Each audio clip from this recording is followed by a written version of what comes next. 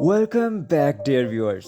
आज हम एक south Korean action crime movie explain कर रहे हैं। मूवी के शुरू में बॉय ली को दिखाया जाता है जो एक खुश मिजाज मस्त जिंदगी गुजारने वाला नौजवान है और फिटनेस लेवल तो ऐसा कि तीन तीन मार्शल आर्ट गेम्स में ब्लैक बेल्ट है। और हाँ, बहुत सी क्वालिटीज के बावजूद जरा भी घमंडी नहीं, बल्कि बहुत ही पोलाइट और खुशदिल जवान है। फिटनेस गेम्स के अलावा ली अपने तीन जिगरी दोस्तों मोटू, पतलू और बबलू के साथ वीडियो गेम्स खेलता है और ढेर सारी मौज मस्ती करता है, और साथ में अपने बाप के चिकन रेस्टोरेंट पर डिलीवरी बॉय का काम भी करता है। एक शाम जब ली ऑर्डर्स डिलीवर करने के बाद अपने दोस्तों के पास जा रहा था तो रास्ते में वो एक ऑफिसर को किसी आदमी से झगड़ते देखता है। ऑफिसर जो बड़ी मुश्किल और महारत से इस आदमी को काबू करने के बाद इसे शांत रहने का कहता है। वो उसे हथकड़ी लगाने लगता है कि तभी वो बदमाश मौका पाकर एक कांच की बोतल से जॉय को बुरी तरह जख्मी कर देता है। ली फौरन से आगे बढ़कर उस बदमाश को रुकने का कहता है, लेकिन वो ली को कुछ सीरियस नहीं लेता और तभी ली अपनी मार्शल आर्ट स्किल से इस बदमाश को नीचे पटक देता है।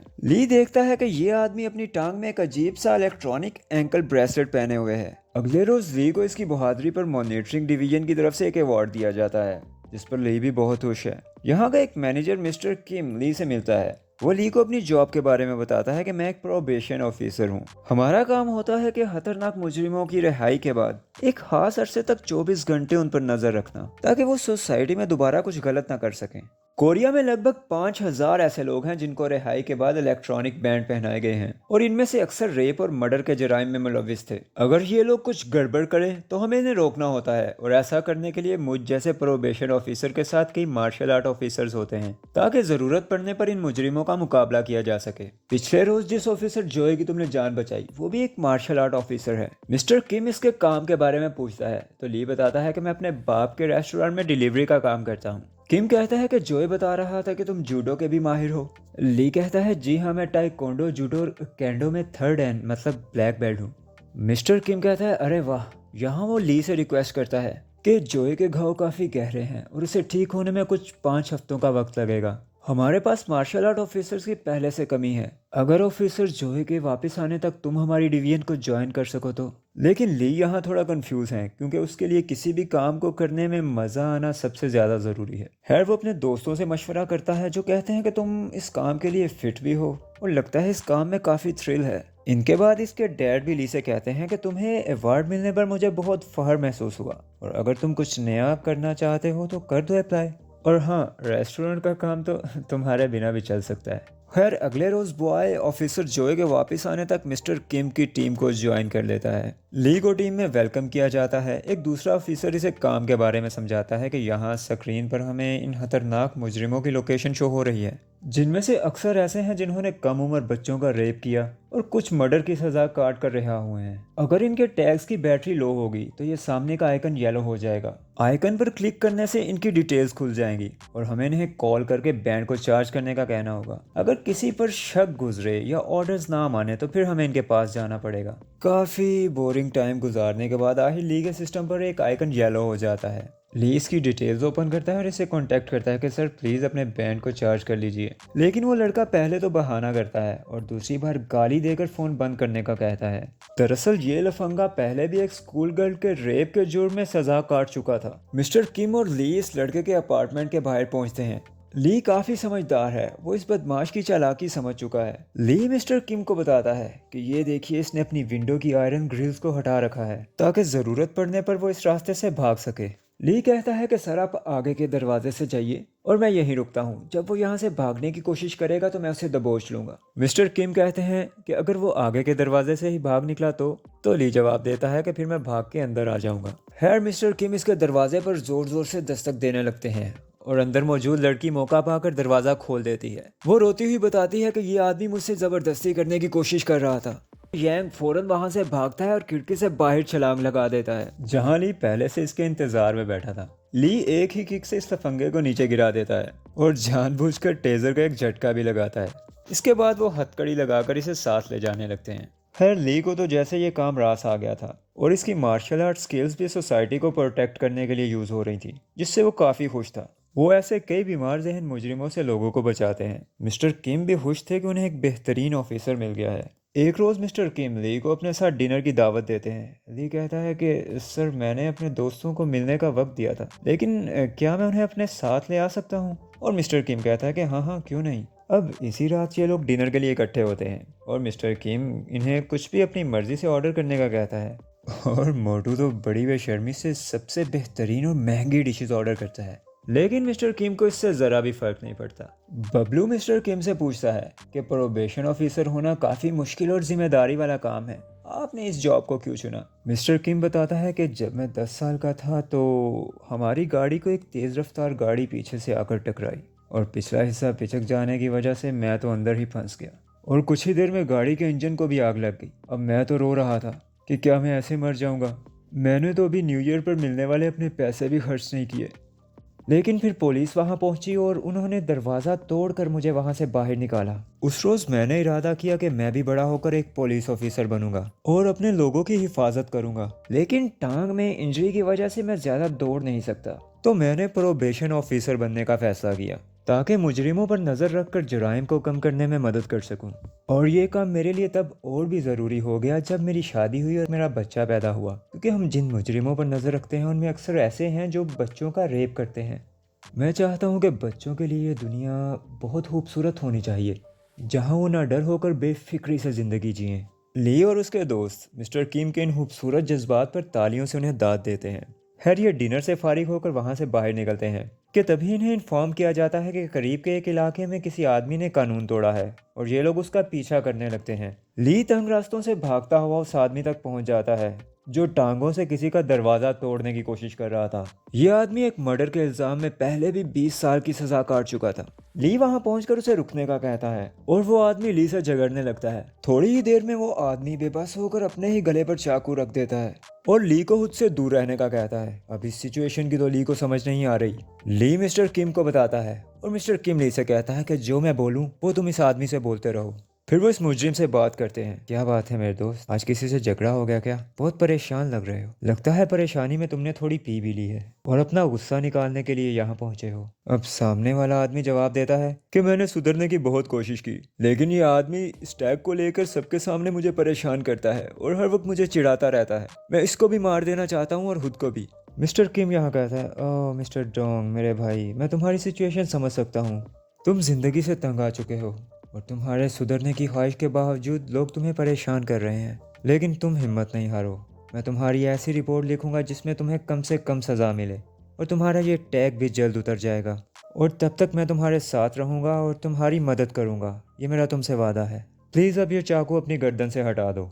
और डोंग सचमुच इनकी बात मान जाता है। ली सबसे बहुत हैरान था क्योंकि यहाँ मार धाड़ नहीं बल्कि बातों के खूबसूरत अंदाज से वो एक मुश्किल सिचुएशन से निकले थे। आज ली घर लौटता है तो इसके दिल में एक अजीब सी खुशी है। वो अपने बाप से कहता है कि मेरे बॉस है ना मिस्टर किम, वो एक कमाल के इंसान है। दरअसल एक अच्छी सोच, बड़े दिल और मीठी जुबान वाले इंसान ने ली का दिल जीत लिया है। ली को अब इस काम में मजा आने लगा है। यहाँ इसकी मार्शल आर्ट स्किल्स का भी भरपूर इस्तेमाल हो रहा है और वो काफी कुछ नया सीख रहा है। और सबसे बढ़कर अपनी सोसाइटी के लोगों को प्रोटेक्ट करके उसे बहुत खुशी महसूस होती है। इसलिए अब वो इस काम को अपना प्रोफेशन बनाना चाहता है और मिस्टर किम को भी ये जानकर बहुत खुशी होती है। तो ली को as a martial art officer इस सुपरविजन डिपार्टमेंट में ऑफिशियली भर्ती कर लिया जाता है। इधर न्यूज़ में एक खतरनाक मुजरिम की रिहाई के बारे में बताया जा रहा है जिसे 13 साल से कम उम्र के बच्चों से ज्यादती के जुर्म में 20 साल की सजा हुई थी, लेकिन अब वो रिहा हो रहा है। इसकी रिहाई के वक्त पुलिस के साथ मिस्टर किम और उनकी टीम भी वहां इस आदमी को इलेक्ट्रॉनिक बैंड पहनाने के लिए पहुंचते हैं जिसका नाम गी जुंग था। इस साउंड के सामने तो लंबा तगड़ा ली भी नन्ना मुन्ना बच्चा लग रहा था। खैर पुलिस कस्टडी में गी जुंग को इसके घर तक छोड़ा जाता है। रास्ते में लोगों की भीड़ है जो इस राक्षस के रिहाई पर बहुत गुस्से है और चिल्ला रहे हैं कि हमारे टैक्स का पैसा ऐसे गलीज लोगों को गाड़ियों में घुमाने के लिए नहीं, इसे फांसी दी जाए, हम इसके साथ नहीं रहना चाहते। पुलिस भीड़ को बड़ी मुश्किल से काबू करते हुए इस सर्द मिजाज अजीब से आदमी को इसके घर पर छोड़ते हैं। इसकी अपार्टमेंट बिल्डिंग के बाहर कुछ पुलिस वाले वक्फे वक्फे से गश्त भी करते थे। इसी रात एक आदमी छुपके से इसके दरवाजे पर दस्तक देता है और इसे अपने साथ छत पर जाकर सूटा लगाने का कहता है। गीजुंग कहता है कि मैं ऊपर जाऊंगा तो अभी मुझे देखने आ जाएंगे। तो मकोड़ा इसे बताता है कि मैंने भी ये बैंड 3 साल तक पहने रखा था। ये बैंड इतना भी परफेक्ट नहीं है, 10 मीटर के अंदर तुम कहीं भी हरकत कर सकते हो। गपशप के दौरान वो गीजुंग से पूछता है कि जेल में मैंने तुझे एक चिट्ठी भेजी थी, क्या फैसला किया तूने उस काम के बारे में। और ये बीमार ज़हन मुजरिम दोबारा से क्राइम करने के लिए तैयार था। अगले रोज गेजुंग अपने घर से निकलता है और ली जो इसे मॉनिटर कर रहा था मैनेजर से इजाजत लेकर इसका पीछा करने लगता है। गेजुंग एक बेसमेंट में खड़ी गाड़ी में जा बैठता है और अंदर बैठा आदमी मिनवुक जो कि एक प्रोड्यूसर है वो इससे सीधी सीधी बात करता है कि मैं डार्क वेब पर बच्चों की गलत वीडियोस शेयर करता हूँ। अगर तुम मेरी वीडियोस में काम करो तो मैं एक 10 मिनट की वीडियो को तुम्हें 10 मिलियन वॉन दूंगा। और हाँ, मेरा आदमी तुम्हें बच्चा भी प्रोवाइड करेगा और वही वीडियो को शूट भी करेगा। गीजुंग इस काम के लिए फौरन मान जाता है। इसी दौरान ली यहाँ पहुंच जाता है। उसे इस गाड़ी पर शक गुजरता है लेकिन टिंटेड ग्लास की वजह से वो अंदर देख नहीं पाता। वो गाड़ी का नंबर नोट करता है और वक्त जाया किए बगैर दूसरी जगह ढूंढने लगता है। अंदर बैठा मिनवुक कहता है कि इसने गाड़ी का नंबर देख लिया है। वो अपने आदमियों को ली को रास्ते से हटाने का कहता है। गीजुंग मौका पाकर गाड़ी से निकलता है और छुपते छुपाते तेजी से एक तरफ जाने लगता है। मिस्टर किम इसे कॉल करके बहाने से खोज लगाने की कोशिश करता है। गीजुंग बताता है कि मैं यहाँ एक रेस्टोरेंट में खाना खाने आया हूँ। अब ली जब इस रेस्टोरेंट में पहुँचता है तो गीजुंग वाकई वहाँ मौजूद था और ली को मजबूरन चुपचाप वापस जाना पड़ता है। ली मिस्टर किम से बात करता है कि इसके घर के आसपास मैंने कई रेस्टोरेंट देखे, मुझे नहीं लगता कि ये सिर्फ लंच के लिए इतनी दूर गया था, ये जरूर कुछ गड़बड़ करने के मूड में है। तभी यहाँ जोय आता है, वही मार्शल आर्ट ऑफिसर जिसकी ली ने जान बचाई थी। वो ली का जान बचाने पर शुक्रिया अदा करता है और उसे टैक्टिकल ग्लव्स गिफ्ट करता है जिन्हें वो क्रिमिनल्स के साथ लड़ते हुए इस्तेमाल कर सकता था। ली को ये तोहफा बहुत पसंद आता है। अगले रोज सुबह सवेरे स्कूल जाती एक बच्ची मिंजू को किडनैप किया जाता है और इधर मिनवुक का आदमी गीजुंग को वो कमरा दिखाता है जो इसने वीडियो शूट करने के लिए तैयार किया था। और ये जगह भी इसी बिल्डिंग में है जहाँ गीजुंग रहता है। क्योंकि यहाँ इलेक्ट्रॉनिक बैंड की लोकेशन से पुलिस को तो यही लगेगा कि गीजुंग अपने ही घर पर मौजूद है, तो कोई इसे ट्रैक करते हुए इसके पीछे नहीं आएगा और अगर कोई मसला होता है तो यहाँ से इन्हें आसानी से भाग निकलने का वक्त मिल जाएगा। इस काम को पूरा करने के लिए ये लोग एक और मुजरिम यांग की मदद लेते हैं जिसके पाँव में भी इलेक्ट्रॉनिक टैग था। मतलब इस गलत काम को अंजाम देने के लिए एक से बीमार जहन बदमाश इकट्ठे हो चुके हैं। यांग के जिम्मे ये काम है कि वो ऑफिसर्स को मसरूफ रखे ताकि वो वीडियो शूट के दौरान किसी तरह की रुकावट पैदा ना कर सकें। इधर जब ऑफिसर जोए देखता है कि यांग के टैग की बैटरी 30% से कम है तो वो इसे कांटेक्ट करता है। इसका नंबर बन जा रहा था और वो अपनी लोकेशन से भी काफी दूर था, तो जोए और मिस्टर किम इसके पीछे निकलते हैं। दूसरी तरफ ली गीजुंग पर नजर रखे हुए था जो कि हेयर कट करवा रहा था और बज़ाहिर यहाँ सब नॉर्मल दिख रहा था। यहाँ से फारिग होकर गीजुंग अपने घर की बजाय किसी दूसरी लोकेशन की तरफ जाने लगता है और ली इसका पीछा करता है। इधर जोय और मिस्टर किम यांग के टैग की लोकेशन को ट्रैक करते हुए एक रिसाइकलिंग फैक्ट्री में पहुंचते हैं। उन्हें एक तरफ से लड़की के चिल्लाने की आवाज़ सुनाई देती है। वो भागकर वहां पहुंचते हैं और इन्हें पता चलता है कि ये तो एक ट्रैप है। ऑफिसर्स फौरन वहां से भागने लगते हैं लेकिन बहुत से बदमाश इन्हें घेर लेते हैं। मिस्टर किम जो ज्यादा लड़ नहीं सकते यांग के एक जोरदार वार से घायल होकर गिर जाते हैं। जोय अब अकेला ही इन बदमाशों से खूब मुकाबला करता है लेकिन डंडों और चाकुओं के गहरे घाव से बुरी तरह जख्मी होकर आखिर गिर जाता है और एक बदमाश तो इसके बाद भी टेजर से इसे बहुत बुरे झटके दे रहा था। दूसरी तरफ गीजुंग भी पीछा करते हुए ली को बहुत से मवालियों के हवाले करके वहां से निकल लेता है। शायद पहली बार ली को इतनी मुश्किल होने वाली है लेकिन वो इससे बिल्कुल भी घबराया हुआ नहीं लग रहा। वो अपने टैक्टिकल ग्लव्स पहन लेता है और इन बदमाशों की धुलाई करने लगता है। बहुत ज्यादा मार धाड़ के बाद वो इन बदमाशों से जान छुड़ाकर मिस्टर किम को कॉल करता है लेकिन उनका नंबर बन जा रहा था। अब वो गीजुंग की लोकेशन चेक करने के लिए अपना टैबलेट निकालता है जो कि टूट चुका था। खैर वो वक्त जाया किए बगैर गीजुंग के अपार्टमेंट की तरफ दौड़ पड़ता है। इधर गीजुंग अपने चेहरे को मास्क से ढांपकर अपने साथी के साथ फिल्म शूट करने को तैयार है। ली बिल्डिंग में पहुंचकर गीजुंग के अपार्टमेंट की तरफ जाने लगता है लेकिन तभी उसे सीढ़ियों से नीचे की तरफ जूतों के निशान दिखते हैं। यहाँ उसे वो अम्ब्रेला भी दिखती है जो कुछ देर पहले गीजुंग के पास थी। ली जल्दी से नीचे उतरकर दरवाजे पर जोर जोर से दस्तक देने लगता है। दरवाजा न खुलने पर वो बाहर की तरफ से विंडो की ग्रिल्स को पूरी ताकत से उखाड़ने की कोशिश करने लगता है। तभी एक नेबर सामने की खिड़की से पूछता है कि यहाँ क्या हो रहा है और ली चिल्लाकर इसे जल्द से जल्द पुलिस को बुलाने का कहता है। ली अपनी पूरी ताकत से इस ग्रिल को उखाड़ फेंकता है और एक किक से विंडो का शीशा तोड़कर अंदर कूद जाता है। यहाँ गीजुंग अचानक जोरदार मुक्कों से ली पर हल्ला बोल देता है लेकिन ली जल्द संभल कर फाइट बैक करता है और इस बदमाश को पीटने लगता है। अचानक से मकोड़ा एक तरफ से निकलकर ली के चाकू घोंप देता है, जिससे ली को एक गहरा घाव आया था। अब ली जख्मी हालत में इन दोनों से लड़ने लगता है। वो एक बेहतरीन किक से मकोड़े को तो हिलने के काबिल भी नहीं छोड़ता। गीजुंग ली के घाव पर मुक्के मार रहा था। एक बार तो वो उसका गला दबाकर ली को मार ही देने वाला था, लेकिन आखिर ली एक डाउन किक की मदद से गीजुंग का सर दीवार में पटक देता है, जिसके बाद गीजुंग नीचे गिर जाता है। ली जख्मी हालत में कमरे की तरफ बढ़ता है और मिंजू को हौसला देने की कोशिश करता है कि सब कुछ ठीक हो जाएगा। तभी गीजुंग पीछे से आकर एक और चाकू ली के पेट में घोंप देता है और मिंजू की तरफ बढ़ने लगता है। ली तो इस बुरी हालत में भी इसकी टांग पकड़कर इसे रोकने की कोशिश कर रहा था। तभी यहाँ पुलिस के सायरन सुनाई देने लगते हैं, जिसके बाद मकोड़ा वहाँ से फौरन भाग निकलता है। एक ऑफिसर यहाँ पहुंचकर गीजुंग पर टेजर फायर करता है, लेकिन ये सांड इस अटैक के बाद भी पीछे के रास्ते से भाग निकलता है। ऑफिसर फौरन से एम्बुलेंस बुलाता है ताकि मिंजू और ली को यहाँ से ले जाया जा सके। अगले रोज ली के फादर हॉस्पिटल में पहुंचते हैं और ऑफिसर्स पर गुस्सा करते हैं कि अगर वहाँ इतना खतरा था तो मेरे बेटे को वहाँ क्यों भेजा गया।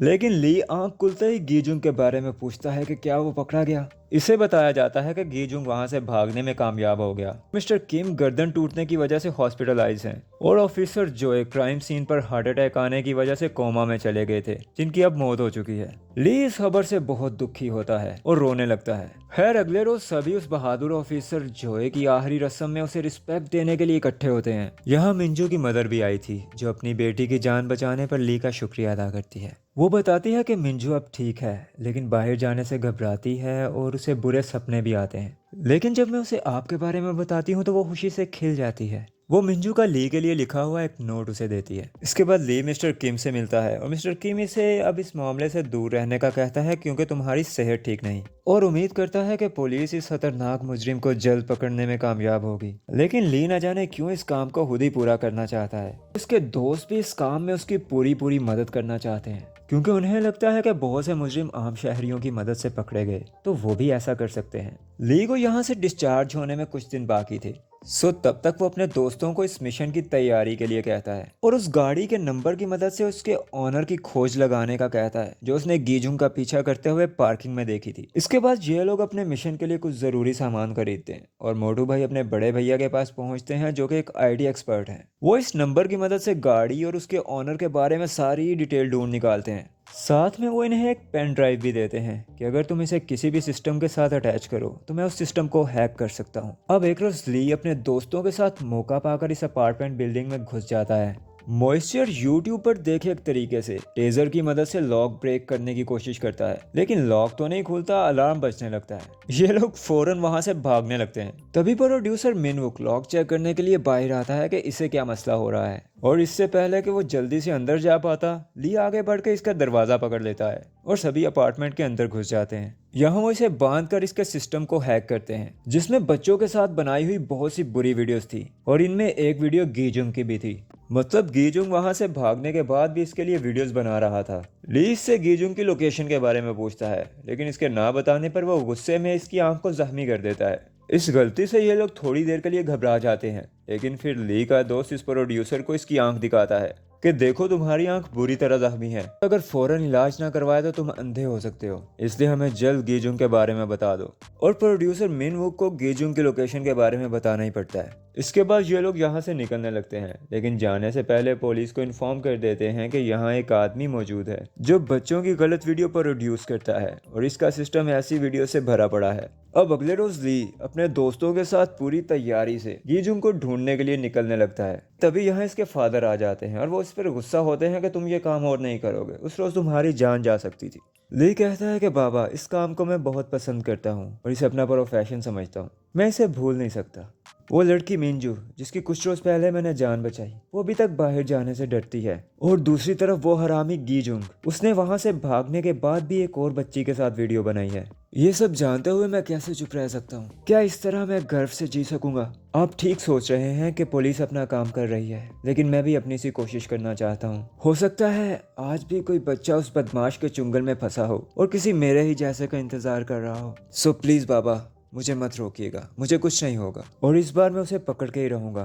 ली का खुददार बाप इसे जाने की इजाजत दे देता है और कहता है, संभल कर जाना ऑफिसर। ली जवाब देता है, यस सर। गीजुंग की लोकेशन ढूंढने के बाद ली जोए के दिए हुए ग्लव्स पहन लेता है। सभी एक ग्रुप कॉल से कनेक्ट हो जाते हैं और अपना ड्रोन एक्टिव कर लेते हैं।